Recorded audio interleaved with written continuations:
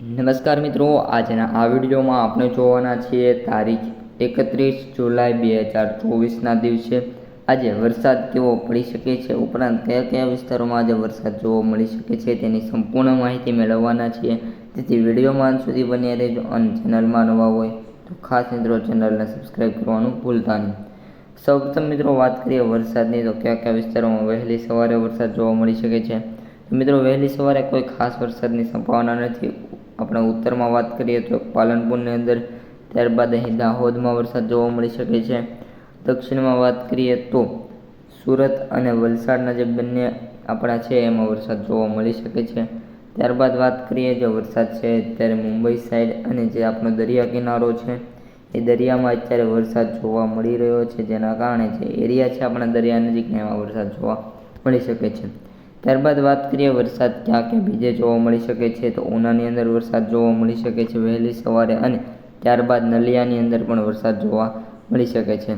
હવે મિત્રો આપણે જોઈએ કે આપણે જેમ જેમ દિવસમાં આગળ વધીએ છીએ તેમ તેમ ક્યાં કયા વિસ્તારોમાં વરસાદ જોવા મળે છે।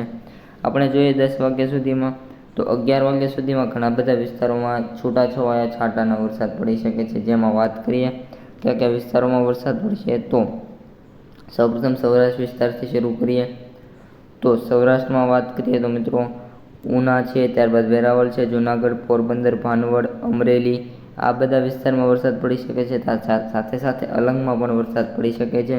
વરસાદની શરૂઆત મિત્રો આપણા ગુજરાતમાં આજે 11 વાગે અથવા તો 10 વાગ્યા સુધીમાં જોવા મળવાની સંભાવના છે। ત્યારબાદ વાત કરીએ મિત્રો બીજા વિસ્તારોની, તો પોરબંદર, જૂનાગઢ, ગોંડલ, ત્યારબાદ જામનગર, સલાયા, દ્વારકા, ભાનવડ આ બધા વિસ્તારોની અંદર વરસાદ જોવા મળી શકે છે। ઉપરાંત મિત્રો જે એટલો વિસ્તાર છે આપણે રાજકોટ, જસદણ, ભાવનગર એમાં વરસાદની ઓછી સંભાવના છે, પરંતુ નહિવત સંભાવના નથી। આપણે બપોર પછી વાત કરી દઈએ તો 3 થી લઈને 4 વાગ્યા વચ્ચેના ગાળામાં સમગ્ર ગુજરાતમાં એક જરાક એવો જે વરસાદનો આપણે ઘેરો છે એ આવે છે, અને જેના લીધે સૌપ્રથમ આપણે વાત કરીએ તો કચ્છમાં કયા કયા વિસ્તારમાં વરસાદ જોવા મળશે, તો રાપર અને ખાવડાના જે વિસ્તારો છે એમાં સાથે વરસાદ જોવા મળી શકે છે।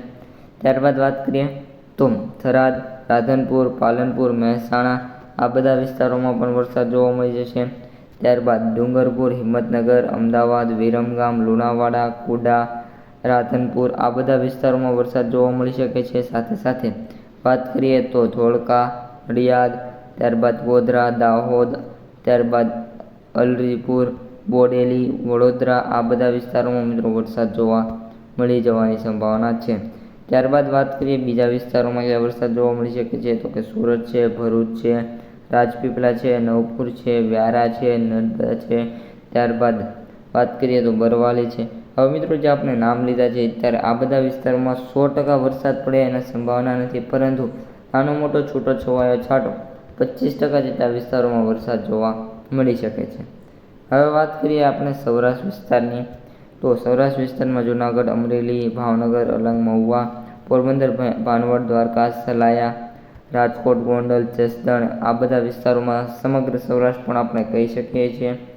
એક્ઝેક્ટલી આપણે એક વર્ડમાં કેવું હોય તો સમગ્ર સૌરાષ્ટ્રમાં વરસાદની સંભાવના છે, પરંતુ છૂટાછવાયા છાંટા અને નાનો એવો વરસાદની સંભાવના છે, કોઈ એવો ખાસ વરસાદ જોવા મળવાની સંભાવના નથી।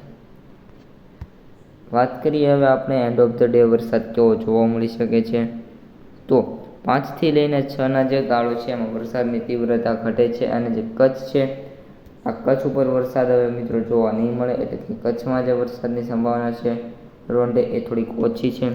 ત્યારબાદ વાત કરીએ આપણે સૌરાષ્ટ્ર વિસ્તારમાં, તો સૌરાષ્ટ્ર વિસ્તારમાં સૌથી વધુ વરસાદ છે દરિયા કિનારાનો પટ્ટો ભાવનગરની અંદર જોવા મળી શકે છે। ત્યારબાદ અમરેલી, જસદણ, બોટાદ, ચોટીલા, રાજકોટ, સુરેન્દ્રનગર, જામનગર, ભાનવડ આ બધા જે વિસ્તારો છે એમાં વરસાદ જોવા મળી શકવાની સંભાવના દેખાતી જોવા મળી રહી છે। ત્યારબાદ વાત કરીએ દક્ષિણ ગુજરાત અને ઉત્તર ગુજરાતની, તો દક્ષિણમાં વાત કરીએ તો વ્યારા, નવપુર, નંદબાર, રાજપીપળા, ભરૂચ, અમોદ, વડોદરા, બોડેલી, અરજીપુર, ત્યારબાદ નડિયાદ, ગોધરા, અને દક્ષિણમાં આપણે ઉત્તરમાં વાત કરીએ તો મહેસાણા અને હિંમતનગર જેવા વિસ્તારો છે ત્યાં વરસાદ જોવા મળી શકવાની સંભાવના દેખાતી જોવા મળી રહી છે।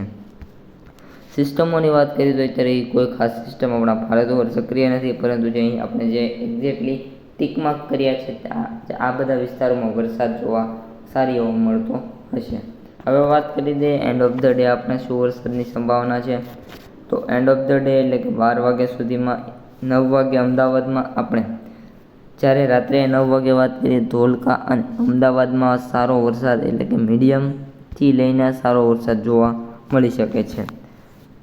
વાત કરીએ હવે એન્ડ ઓફ ધ ડે કેવો વરસાદ જોવા મળી શકે છે. તો બસ એન્ડ ઓફ ધ ડે કોઈ વરસાદની ખાસ સંભાવના નથી. તો મિત્રો આજની વરસાદની આગાહીની વાત કરીએ તો મીડિયમથી લો વરસાદની સંભાવના જોવા મળી રહી છે. તો બસ આજના વિડીયોમાં આટલું જ. અસ્તુ. જય હિન્દ.